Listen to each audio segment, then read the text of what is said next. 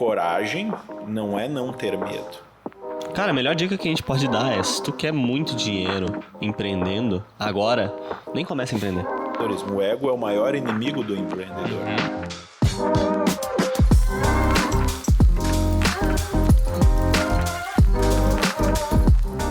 Sejam bem-vindos a mais um Braducast, o maior podcast da Serra Gaúcha. E hoje nós estamos aqui com um empreendedor, mentor e palestrante, Arthur Harter, que é também CEO e consultor sênior do Modelo Vencedor e 2 vezes eleito um dos 10 melhores mentores de negócios pela AB Startups. Tudo certo, Arthur? Tudo bem, tudo bem. É um prazer estar aqui com vocês e toda vez que eu falo tanto sobre a nossa trajetória, porque nunca é a minha trajetória quando eu vou falar sobre o Modelo Vencedor, e sobre empreendedorismo, eu acredito que a gente estamos transformando a vida das pessoas para melhor. Com certeza. Totalmente. E eu queria começar já pedindo, Arthur, o que é o Modelo Vencedor? Que tu já citou aí, eu queria entender. Então, o Modelo Vencedor. O Modelo Vencedor, como negócio, ele é uma plataforma de gestão empresarial. Uhum. O que é uma plataforma? Ele é a ponte, Plataforma, ele é a ponte entre consultores e desenvolvedores e empresas. Uhum. O que eu notei normalmente quando se cria um negócio, ele é a base do criador, né? Então, eu como consultor e desenvolvedor há 7, 8 anos atrás e trabalhando no mercado formal, eu notei que muitas pessoas gostariam de empreender. Uhum. Qual foi a base da minha pesquisa? Eu, né? Olhando no espelho, todas as pessoas que eu tinha ali para conversar. Queriam empreender. Queria empreender mesmo. É uma boa métrica. É uma boa começar. métrica, claro, é pesquisa, né? E isso é um ponto, né? O negócio ele sempre vai iniciar baseado em pesquisa. Nesse caso, a pesquisa inicial foi essa, eu. Uhum. E aí eu vi, eu vou para o mercado, vou empreender naquilo que eu conheço. Que essa é a base do negócio, né? A semente, ela é o conhecimento, é o entendimento de algum negócio. Muitas vezes pode ser a parte, pode ser comercial, o conhecimento. Então a base é a semente, é o conhecimento, principalmente do fundador. Se pegar a Randon, por exemplo, era o Raul e o Hercílio. O Hercílio era mecânico e o Raul aquele cara mais comercial. Então essa é a semente. Então se vocês 10 em cada 10 negócios, a semente vai ser essa. Pega a Apple, vai estar o Steve Jobs, um cara mais comercial, mas com a visão do negócio, e o Wozniak lá, mais técnico. Então, sempre a semente tem esse... E isso vai perdurar por todo o andamento da empresa. Então, se quando tiver uma dúvida, em qualquer momento, estágio de uma empresa, tu vai no fundador, ele vai dizer, olha, me perdi aqui. O negócio foi por aqui, andou aqui. Lembra quando o Steve Jobs foi demitido da Apple, né? Fugiu do meu controle esse monstro. Só que depois voltou pro criador. Então, eu acredito muito nisso. Mas voltando para o modelo vencedor, plataforma. Então, eu tenho consultores e desenvolvedores. O que eu notei neste mercado? Que existia uma lacuna seguinte. Existe muito desenvolvedor trabalhando do quarto. E existe muito consultor trabalhando sozinho com empresas com o seu nome. João Soluções. Sim. Carlos Dev. Só que qual é que é o problema disso, né? Por outro lado, conhecendo, eu já participei de projetos e trabalhei em empresas grandes, né? A empresa, ela sempre vai ter uma dificuldade de trabalhar com aquela pessoa sozinha, que é o lobo solitário. Porque tu pensa assim, eu faço um projeto, só que esse projeto ele está baseado em uma pessoa. O que vai acontecer ao longo do tempo? Essa pessoa vai ter dor de barriga, essa pessoa vai viajar, essa pessoa vai mudar de vida, essa pessoa vai morrer, essa pessoa vai receber uma proposta para trabalhar no mercado formal novamente e vai me deixar na mão. Sim. Então, o que é o objetivo do modelo vencedor? De um lado, né? Então, a gente tem duas forças para trabalhar, 2 clientes, né, no caso, que é prover uma plataforma que a gente consiga acolher profissionais capacitados no mercado, e o outro lado é apresentar isso para o mercado como uma solução. Uma solução. Então o modelo vencedor vem para conectar essas duas forças e fazer com que elas funcionem de maneira mais efetiva. Com foco na resolução de problemas. E qual que é o maior desafio no momento que tu tem que juntar as duas forças? Ó. Tem 2 grandes desafios. O primeiro desafio é tecnológico, né? Tu conseguir como plataforma desenvolver algo capaz de sustentar essa operação. Vide exemplo, Uber. Uber é uma plataforma. Nós temos... Eu sempre vou me basear e dar exemplos paralelos para gerar o conhecimento relativo ao que é. Uber. Ele é a plataforma, mas aquilo lá tem que funcionar, né? Tem que. Totalmente. E funcionar de N formas. E funcionar também que não gere a pessoa querer fazer o por fora, né? Sim. Então, é uma sustentação, que daí a gente vai para o segundo pilar, plataforma tecnológica e a plataforma relativa às pessoas, né? Sim. A plataforma de cultura organizacional que inspire as pessoas. Sim. Porque a gente trabalha com 3 pontos que regem o modelo vencedor. É o propósito, a satisfação e o dinheiro. E o dinheiro. Então, o que acontece? Eu não consigo manter ao longo do tempo uma pessoa no modelo vencedor só pelo propósito ou só pelo dinheiro. E eu não consigo manter um cliente conectado, uma empresa, um negócio conectado ao modelo vencedor buscando soluções só por satisfação ou só pelo dinheiro, que seria vender mais barato alguma coisa. Então, eu preciso que essas 3 forças estejam conectadas. Eu preciso satisfazer o cliente a um preço justo, com pessoas que se conectam a isso, vendo isso como um propósito. Porque senão tu tem o ganho a curto prazo. Que esse é o problema do prestador de serviço. Qual é o maior erro dos prestadores de serviço? O ganho a curto prazo. O pintor vem aqui e oferece para pintar tua sala pela metade do preço. Tu paga ele, ele pinta mal feito e some. Ele ganhou a curto prazo. Sim. E isso ele vai aprendendo de uma maneira negativa que fazendo isso ele ganha mais dinheiro e gasta menos tempo. Mas isso não é sustentável. Não De jeito nenhum. Não é. Porque, por exemplo, comercialmente, a nossa máquina de vendas é a indicação. Sim. A gente tem todo um mapeamento. O modelo vencedor faz 7 anos no dia 8 de setembro. Legal. A gente trabalhou 5 anos crescendo, mais de 20% ao ano, apenas com indicação. E trabalhando com empresas grandes, né? Com faturamentos bilionários aí em clientes. Sim. Que veem nós em detrimento a plataformas ou empresas de 30, 40 anos de mercado, empresas de cunho internacional, e vê nós como uma solução competitiva e confiável. E tem a questão da recorrência também, né? Porque Exato. não é só vender uma vez para uma pessoa e nunca mais vender para ela. vender. Tem a questão de Nossos projetos, a maioria deles são recorrentes. recorrente. Então, tu tem que manter essa satisfação. Que a gente tem lá um desenho, né? Que é um sorriso, que seria a satisfação do cliente. O cifrão, que é o dinheiro. E o coraçãozinho, que é o propósito. Propósito. Porque senão, aí que tu perde o segundo ponto que é a questão das pessoas ali. Da manutenção das pessoas alinhadas a esse propósito. E se hoje tu vai olhar para um empreendedor, empresário, qual característica que ele precisa ter para alcançar esse sucesso, esse pilar, né? De propósito, dinheiro, qual que tu acha que é a principal característica que ele tem que ter? A principal característica que eu vejo para alguém empreender é a coragem. Coragem. Boa. Coragem. Só que a coragem, ela é uma palavra muito forte, né? Porque não é coragem por coragem. Tu vai me dizer que uma pessoa corajosa é aquela que pula de uma ponte lá de 300 metros de altura. Essa pessoa é corajosa? Essa pessoa é maluca. Essa pessoa é maluca. Então, isso é um ponto, né? A gente tem que entender o que é a coragem. Coragem. Né? A coragem, ela exige estratégia. A coragem, ela exige planejamento. A coragem, sim, ela exige o que parece uma loucura, né?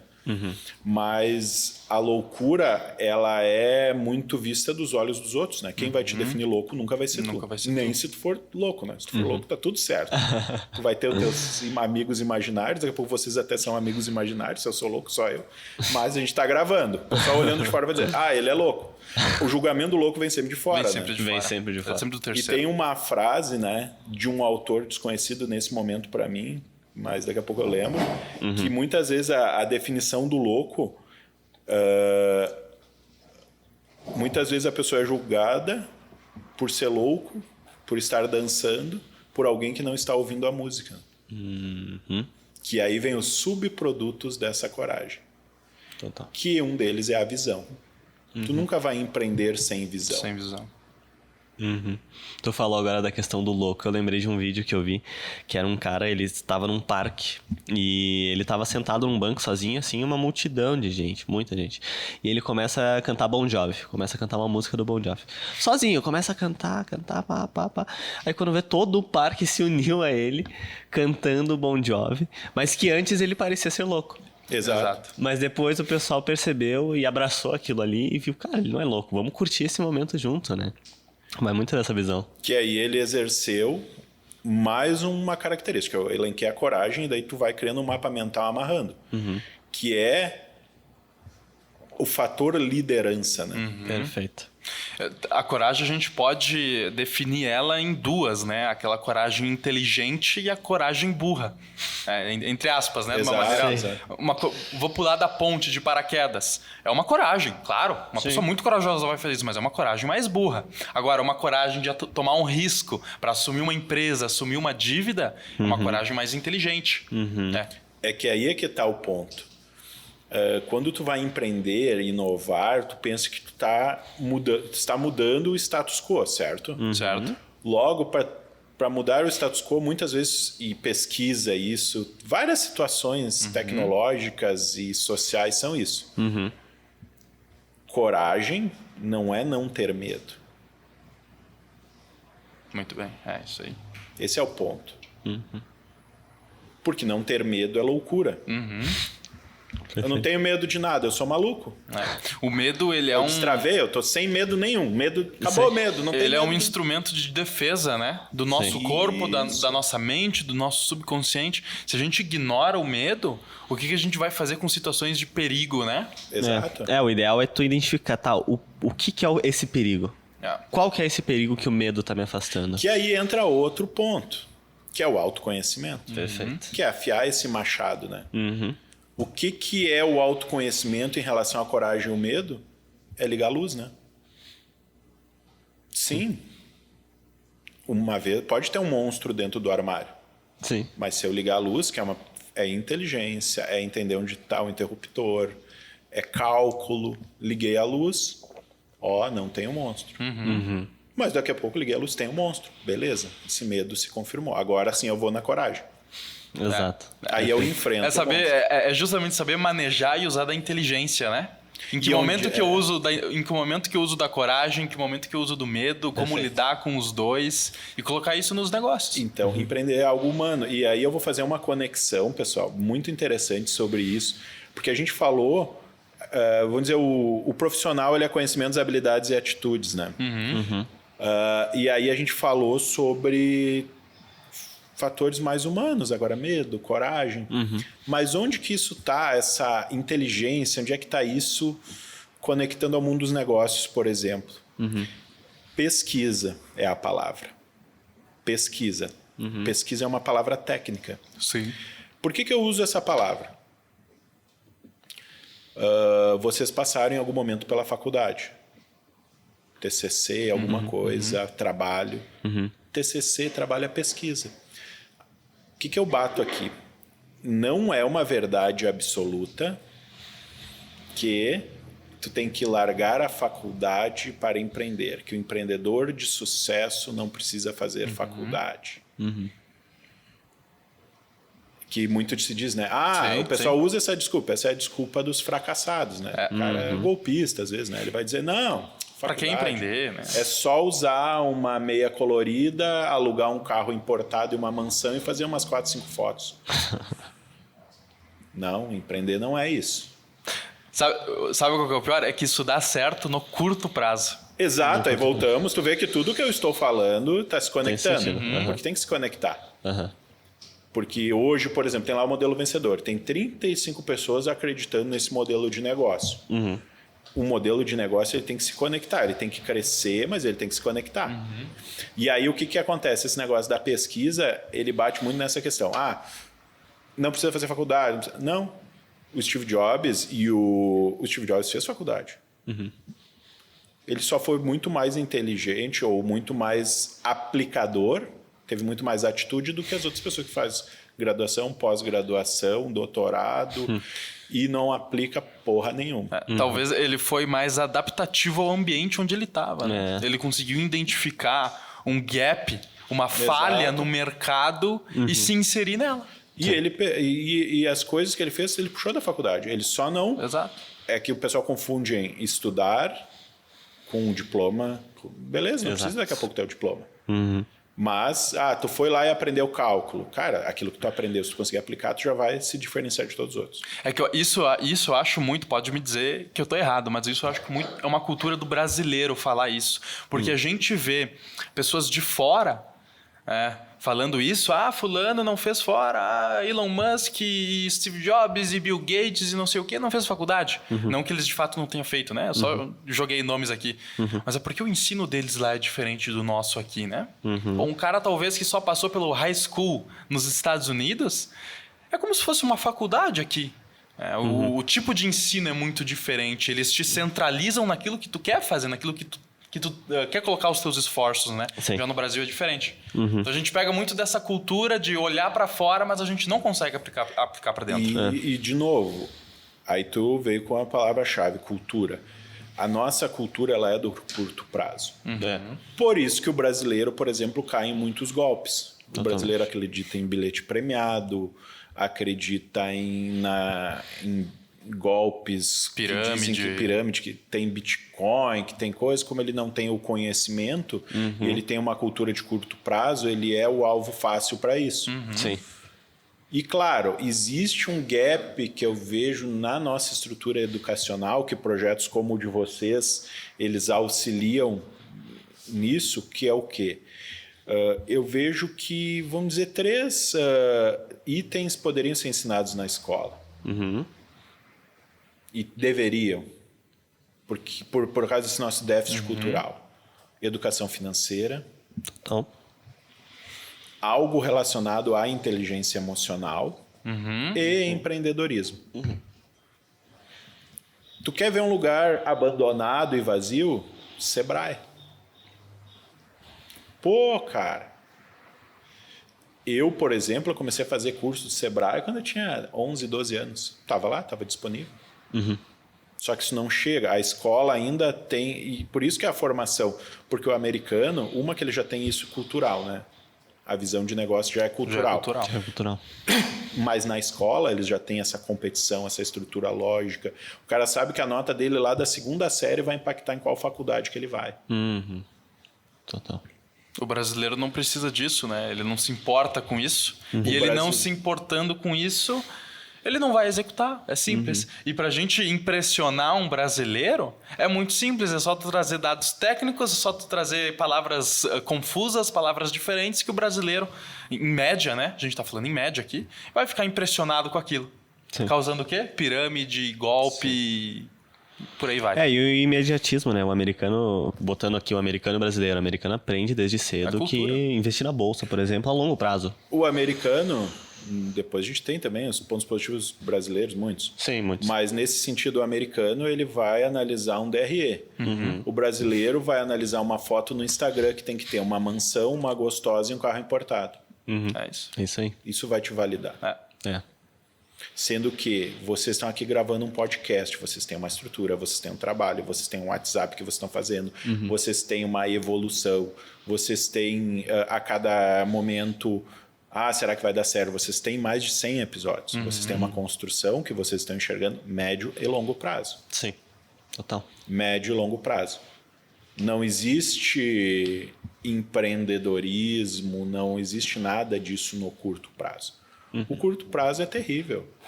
O curto prazo é assustador, o curto prazo ele é deprimente, ele é algo... Esse que é o desafio real do empreendedor. Né? E eu acho que isso liga muito ao sentido do que aquele empreendedor vai conseguir tirar do negócio dele. Sim. Eu levo isso muito em consideração com o nosso podcast. Porque a gente está aqui há mais de 2 anos fazendo a mesma coisa, inovando, repetindo, inovando. E depois de 2 anos, a gente vai ter algum retorno, a gente vai ter algum resultado. E eu não digo nem monetário, mas a gente vai ter alguma relevância. E quando o empreendedor ele entra no negócio querendo ter a remuneração imediata, ele vai ter um problema. Porque justamente ela não é sustentável. E um negócio, quando começa pequeno, e por muito tempo é pequeno, para aí sim se transformar em algo médio e grande, ele é sustentável e ele vai perdurar ao longo do tempo. Né? A gente vê exemplos das maiores empresas, né? Sim. Elas começaram minúsculas, uma garagem, dentro de uma garagem, para hoje se transformarem em multinacionais. Cara, a melhor dica que a gente pode dar é, se tu quer muito dinheiro empreendendo agora, nem comece a empreender. Arruma um outro emprego. Se tu quer dinheiro agora, cara... Loteria é o melhor. Empreender não é pra ti. Porque empreender é pra longo prazo. É pra médio e longo prazo. Exato. E entra um ponto, né? Que conecta muito com o exemplo que vocês deram em relação a vocês. Semana passada eu estava tendo uma conversa, até foi com a minha esposa, sobre projetos e quando um projeto não dá certo, quando ele não tem retorno financeiro a curto prazo. E eu gosto de, nessas conversas, sempre sai alguma frase de efeito. E ali saiu uma frase espetacular, que eu guardei, né? E agora, como eu vou gravar, vai ficar para sempre. Que serve muito para vocês. Tendo um modelo de negócio, uma ideia e trabalho envolvido, quando aquilo que não está te dando dinheiro no momento, com certeza está te gerando autoridade. Totalmente. É isso. Aí ela foi para a reunião, daí ela usou a frase, inclusive ela voltou. E ela, deu certo, não sei o quê. E aí outro dia daí gerou a primeira venda daquele projeto. Aí eu falei, vou concluir a frase então.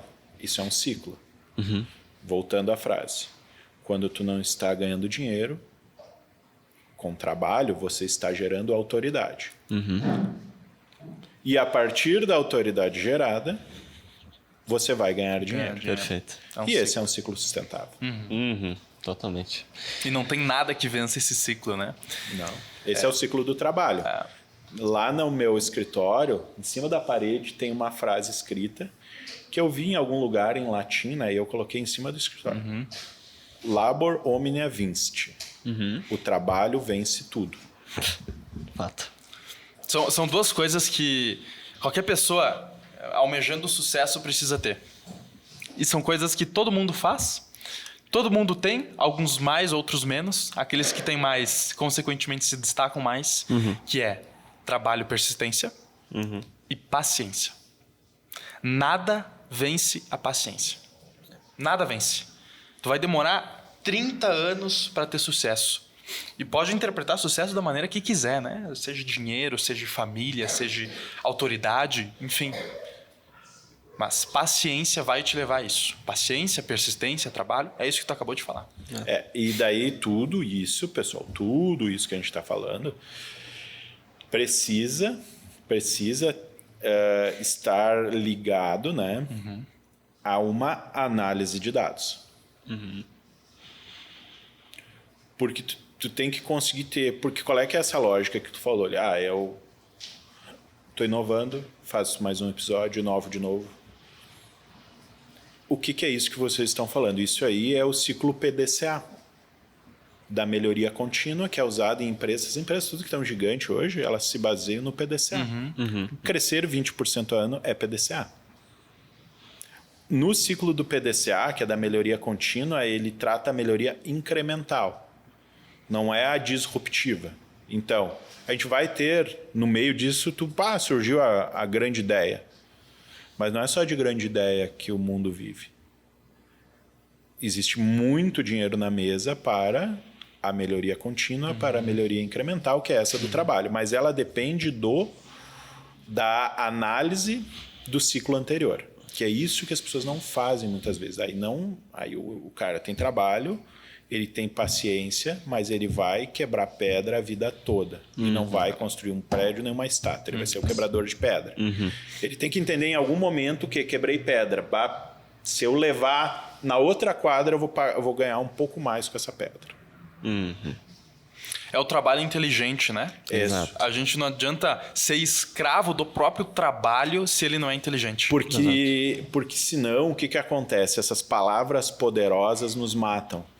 E uma das palavras poderosas que matam as pessoas, que é muitos dos que se atiram das pontes, são as pessoas resilientes, né? O resiliente, o burro, ele vai se matar. Porque tu vai internalizar tanta coisa sem análise, sem pensar o que eu posso melhorar daquilo ali, perfeito. o que é meu, o que não é meu. Porque, cara, resiliência é importante. Resiliência é importante. É o paralelo da paciência que tu falou. A paciência é espetacular. Porque tu não vai massacrar uma pessoa quando não deve, por exemplo. Mas muito cuidado com a resiliência. Resiliência sem análise, ela mata. É uma condenação, né? Não vai adianta. A gente acaba. É igual o conhecimento hoje. A gordura de conhecimento. Se tu fica na internet o tempo inteiro, estuda o tempo inteiro, conhece tudo, notícia pra lá, notícia pra cá, tu vai ter uma gordura mental, tu vai ter uma deficiência mental e isso não vai te levar a lugar nenhum. E a resiliência funciona da mesma maneira. Se tu só tiver resiliência, pra onde que tu vai? Sim. Tu vai terminar em cima da ponte. Exato. Porque resiliência serve pra tu tomar 10 socos e derrubar o cara com o próximo soco.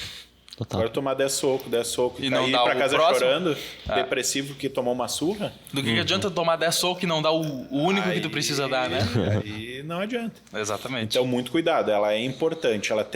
Por isso que a gente sempre tem que ter essas palavras mágicas, essas características, são ferramentas. São ferramentas. Então, aí entra tu ir ponderando qual é o momento de usar cada ferramenta. Sim. Que tu falou uma coisa muito interessante. Eu gosto de me ancorar na fala, porque foi uma fala espetacular que tu falou. A gordura de conhecimento. Nunca tinha usado esse exemplo, mas agora vou levar daqui. Já valeu amanhã. Gordura de conhecimento. Porque agora eu consegui eu posso criar parábolas em cima disso, né? Sim, eu total. gosto muito de falar por parábolas. Gordura de conhecimento. Existe no sistema Toyota de produção 7 desperdícios. Eu gosto sempre de puxar para esses exemplos, pessoal, Sim. porque isso nos conecta com a indústria, com a empresa tradicional, Sim. que é o nosso cliente. Totalmente. E aí, cara, sabe lá o teu sistema Toyota de produção, ele tem os 7 desperdícios, que são a movimentação, espera, estoque, assim por diante. Aí eu estava dando uma aula, o cara falou, e tem o 8º desperdício. Me pegou. E agora? O cara me pegou, assim, eu estava no 7 desperdício ainda. E o aluno, sabe quando o aluno vai no Sim. Google? Isso pode acontecer. E o aluno tinha, naquele momento ali específico, e eu segurei e levei. O 8º desperdício é o desperdício de conhecimento. Que é essa gordura de conhecimento. Sabe o que é isso? Bem simples. Que é daí eu trago para um exemplo bem prático. Para mim isso já é uma situação normal. Agora eu leio livros. Eu não leio mais livros inteiros. Tá. Por quê? Para mim mais vale um parágrafo de um livro aplicado do que um livro lido para gastar meu tempo. É a mesma coisa que eu ficar no Instagram rolando fotos da vida dos outros. Né? Mas leia uma página, processa, pensa, tenta aplicar, pega outro livro.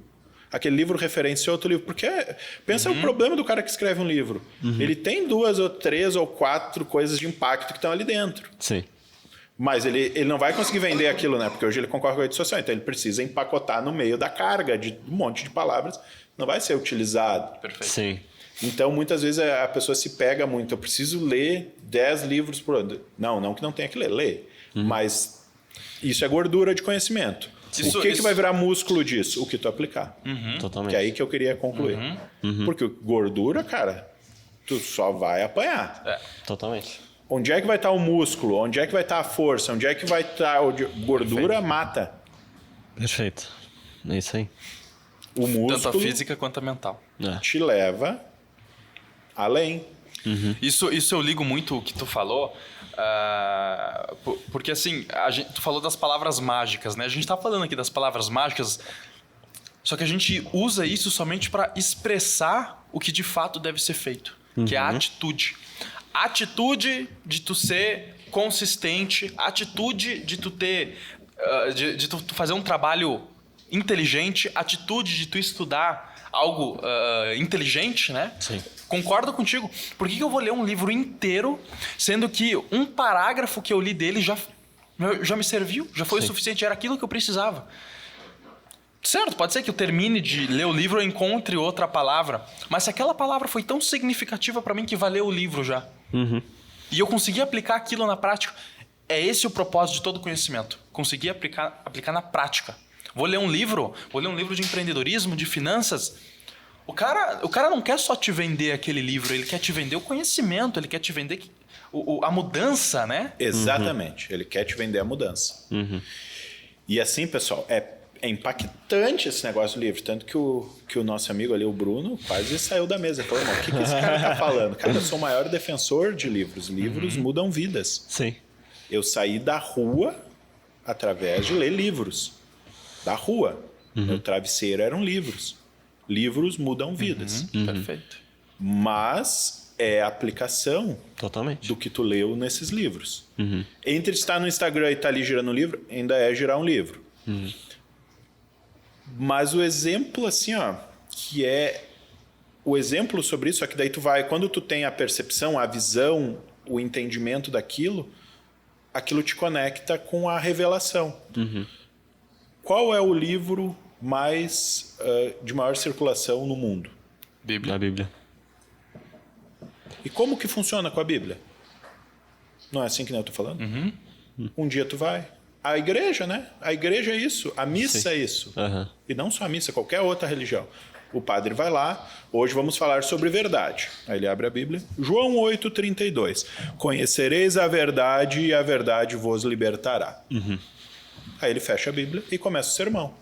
Acabou? Ele não vai ler toda a Bíblia. Não leu. Ele leu o que precisava. E ali ele vai fazer o sermão e aí vai o marido e a mulher discutindo. Por que a gente não deve mentir? Qual o impacto da verdade? O que é o pecado?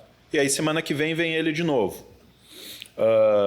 Mesmo que eu faça... 1 Coríntios capítulo 13, versículo... Mesmo que eu fale a língua dos homens e dos anjos, se não houver amor, nada serei. Nada serei. Daí ele fala sobre o significado do amor. Te manda embora de novo.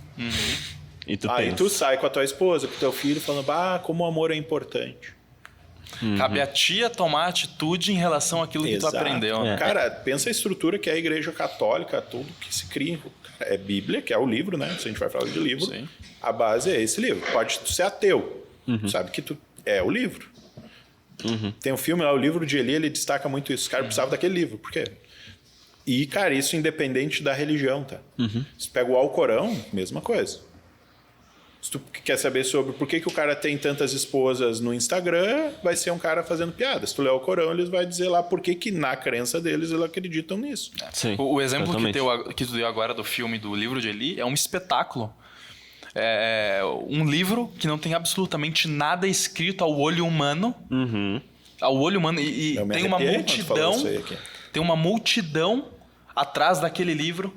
E todo o conhecimento dele está dentro de um ser humano. E ele consegue expressar todo esse conhecimento depois, né? No fim do Exato. filme. E isso mostra muito que o que estava escrito no livro, ele não precisava ler. Porque estava dentro dele. Ele sabia daquilo. Claro que a gente está falando de algo religioso, mas isso serve para qualquer coisa. Sim. Se eu sei que eu preciso ter um trabalho inteligente, eu não preciso ler em livro, ver vídeo de Instagram, ver vídeo motivacional se isso está dentro de mim. E se eu aplico isso de fato, né? É que o conhecimento não é aquilo que está escrito nas páginas, né? É aquilo que tu tira de uma frase, de um pensamento. Interpretação, porque envolve comunicação, né? Exatamente. Tu é o receptor. O que vale na comunicação é o que o receptor entende. Exatamente. O livro tá ali. Tu pode usar ele para fazer fogo, tu pode usar ele para limpar, com significado, inclusive. Às vezes tu tá fazendo fogo lá com o livro, que legal isso aqui. E por isso que é importante sempre ter uma coisa em mente quando a gente fala de conhecimento, religião também. A mensagem sempre é maior que o mensageiro. Exatamente. Se o mensageiro em algum momento se considerar maior que a mensagem, é porque esse conhecimento não é válido. É. Total. E aí entra, eu gosto de conectar as coisas, mas tudo isso são as nossas revelações e conhecimento. O que mata o mensageiro? Por que isso, né? O que move esse erro? O ego. O ego. O ego, eu tenho lá nas minhas palestras sobre empreendedorismo. O ego é o maior inimigo do empreendedor. Empreendedorismo não é sobre ego. Ego é a foto com o carro importado, com a gostosa, com a casa alugada. Sugestão, empreendedores, substituam o ego pela autoconfiança. Grande substituição. Por quê? O que autoconfiança tem sobre ego? O auto. Mas tudo é sobre confiança. Porque quando tu faz essa transição, é o momento que tu consegue trabalhar em equipe, inspirar pessoas, ter resultados reais, colocar o cliente numa posição nobre e entender que isso está ali para resolver um problema. O ego é o maior inimigo do empreendedor. E falando isso para o ser humano, para a gente conectar as coisas também, as duas coisas que mais destroem o ser humano, não o empreendedor, não o homem, não a mulher, o ser humano, existem duas coisas. Claro que abaixo delas outras milhares, mas as duas principais. Isso é verdade. A falta de relacionamento, isso eu ligo muito pro sexual, e o ego. É os dois. Os dois estão competindo. O que mais destrói a vida humana é essas duas coisas. Por que da primeira? Porque tanto o homem quanto a mulher, ele tem energia. Um instinto. Ele precisa descarregar aquela energia. Exato. E o segundo, ego, a gente acabou de falar, né? O ego destrói a gente, destrói passagens, fecha portas. Ele te cega. Ele te cega. Exato, boa palavra. Ele te cega. Então, quando a gente quiser... É aquilo, é pegar o que é o bom daquilo ali. Tu vê, mas é o meu ego que me trouxe aqui. Não, o que te trouxe até aqui foi a tua autoconfiança. Como tu acha que tu veio pelo ego, com certeza tu matou muita gente desnecessária pelo caminho. Tu deixou família para trás, tu deixou saúde para trás, tu deixou valores para trás. Exato. Totalmente. Se baseando no ego. Porque os dois são situações, sim, que tu vai acreditar, vai ter fé. Mas a fé não é em ti mesmo. A fé é em ti como uma engrenagem girando uma grande máquina. O propósito, né? Porque tu por si só, tu é um bosta. Vide os 7 pessoas que morreram lá no Titanic. 1 milhão, pagaram para ir para lá, deixaram mais quantos bilhões fora. Não resolveu. Porque nós, por si só, somos insignificantes, né? Exatamente. A gente esquece muito disso. E a rede social hoje, como mecanismo, né? Ela inflou esses dois itens destruidores do ser humano. Quantos casamentos se destroem na história da falta de relacionamento? Porque o cara tá lá olhando as gostosas, não consegue ver que a mulher dele é mais gostosa que aquelas gostosas, num fator de aplicação. Quantos caras daqui a pouco se endividam ou se matam ou se perdem profissionalmente porque estão olhando a publicação do vizinho. É que junto com o ego vem a ganância. Porque quando tu tá com o ego inflado, tu se sente merecedor de mais coisas. E tu vai querer mais e mais e mais e mais. E chega num ponto que tu não dá conta. Porque, que nem tu falou, o ser humano é falho, a gente tem erros. Só que no momento que tu esquece esses erros e começa a querer superar eles de uma maneira não saudável, aí tu se perdeu, né? Aí tu acaba se perdendo completamente. Exatamente. E hoje, agora, se tu fosse dar uma dica, pra gente finalizar da melhor maneira, tá, Arthur? Se tu fosse dar uma dica, levando em consideração tudo que a gente falou até agora e muito mais, que dica que tu daria para os empreendedores, empresários, jovens? Comecem agora, Bom. porque o amanhã não existe. Mas mesmo começando agora, não pensem a curto prazo. Top. Não deixem de lado a saúde, não deixem de lado a família, não deixem de lado Deus, seja qual for o teu Deus, e acreditem na melhoria contínua. O que é a melhoria contínua? É um passo após o outro. É subir uma escada de degrau em degrau. Sim, existem as organizações exponenciais. E que bom que, subindo degrau a degrau, você encontre em algum desses degraus um elevador, um trampolim ou alguma coisa. Mas façam planos degrau a degrau. Que isso vai ser saudável, sustentável e com certeza vai atender um propósito. Com certeza. Totalmente. Eu vi que tu desenhou uma pirâmide, só para encerrar. A pirâmide é um símbolo, o triângulo, ele é um símbolo muito bacana porque ele representa algo. Ele representa um tripé, ele representa uma base. O que tem na ponta da pirâmide? Geralmente a gente associa ao que? Eu tenho um diamante, tem o ouro, tem o sucesso na ponta, né? No ponto do pico. Lá em cima. Na ponta da montanha sempre tem o benefício, né? E a pirâmide representa muito bem isso. E para a gente chegar até lá, para ela se sustentar, uma pirâmide, para ela se sustentar, ela precisa ter uma base muito boa. Exatamente. E assim funcionam os negócios. Não adianta querer ter uma base simples, básica, construída a pressas e querer ter um negócio de sucesso, né? Totalmente. É.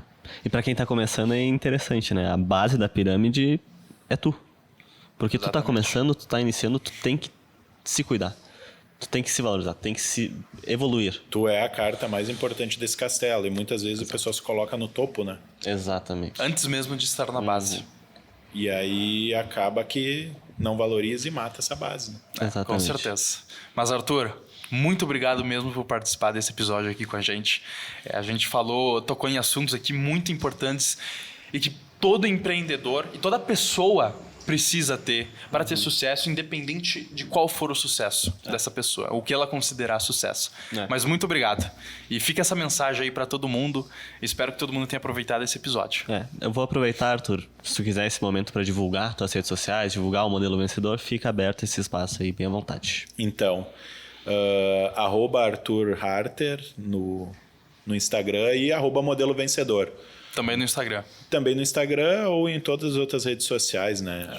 @Modelo Vencedor. Quero mandar um beijo para minha esposa Por que ficou em favor. casa, tá com a bebê Alice Na barriga. na barriga, legal. né? Então, um beijo para minhas filhas que estão aqui nos bastidores, Que estão ali. espetaculares. O Augusto, agora a gente vai buscar ele e seguir o nosso fim de semana em família, Que legal. que é o maior prêmio do empreendedorismo, o que reflete na família. Perfeito. É isso. Muito obrigado, Arthur, pela Obrigado. tua participação. Muito obrigado a você que assistiu. Deixa o like, se inscreve, segue o Arthur, segue o Modelo Vai tá tudo Vencedor. na descrição aí. Vai estar tudo na descrição. Segue a gente nas redes sociais. A gente também está em todo lugar, assim como o Modelo Vencedor. E é isso. Até o próximo episódio. É isso.